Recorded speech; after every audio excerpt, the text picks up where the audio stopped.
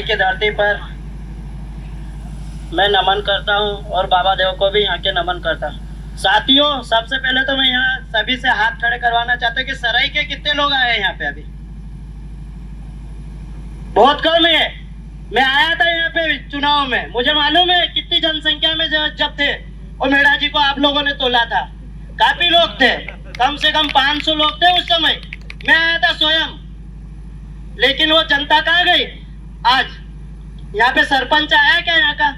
आज नहीं आया क्या? क्यों नहीं आया सरपंच? क्या वो इस गांव का सरपंच नहीं है क्या? क्यों नहीं है?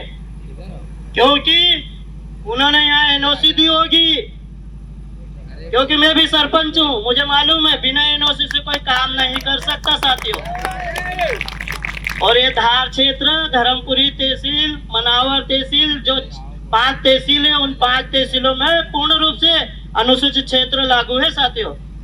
लेकिन हमारे सरपंच लोग और पंच लोग हो या गांव के लोग हो, सब मिले हुए हैं। और यहाँ के नेता लोग, जो विधायक हो, सांसद हो, जनप्रतिनिधि हो, आज कोई साथ में खड़े हैं क्या आपके?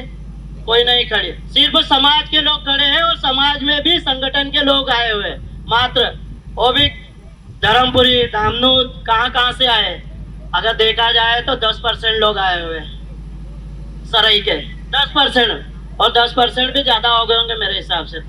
तो साथियों, हमारे क्षेत्र में चाहे पुलिस प्रशासन हो, चाहे तहसीलदार हो, चाहे एसडीएम हो, उसको घुसने का अधिकार नहीं है हमारे क्षेत्र में बिना ग्राम सभा के।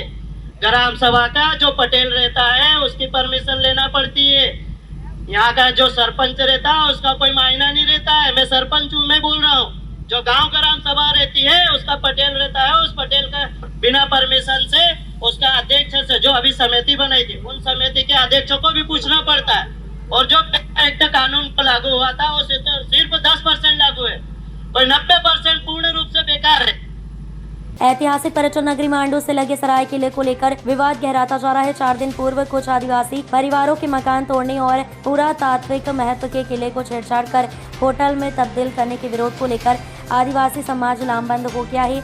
आदिवासी संगठनों ने आज मांडू से लेकर सराय किले तक रैली निकाली, जो किले के बाहर सभा में तब्दील हुई। आपको बता दें कि राज्य पुरातत्व विभाग के संरक्षित स्मारक सराय किले को मध्य प्रदेश पर्यटन बोर्ड ने लिया है। यहाँ पर होटल निर्माण होना है। जब से ये होटल निर्माण शुरू हुआ है, विवादों का सिलसिला शुरू हो गया है।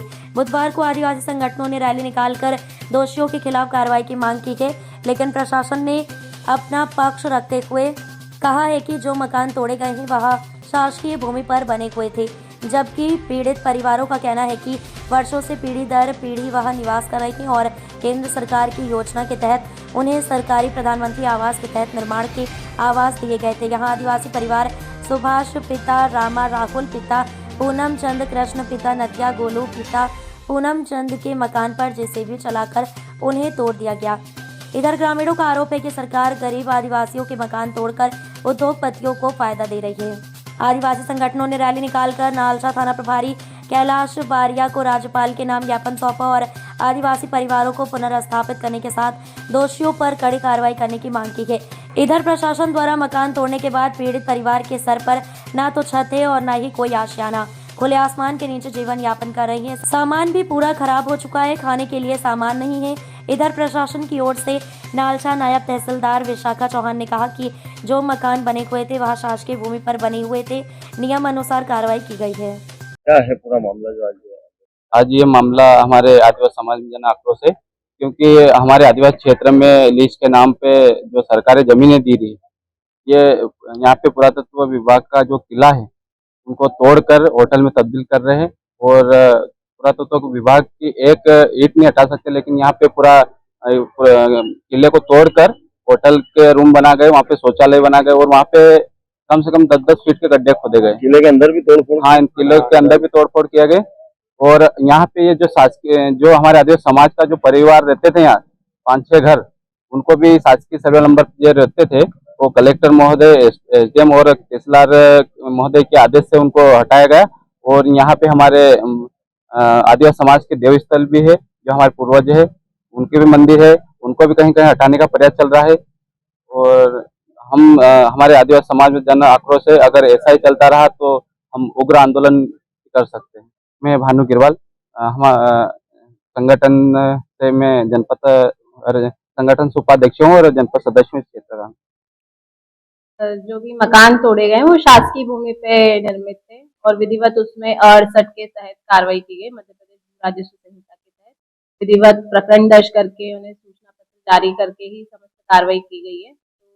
कार्रवाई की गई वो नियमानुसार। शाखा चौहान, नायब तहसीलदार नालचा।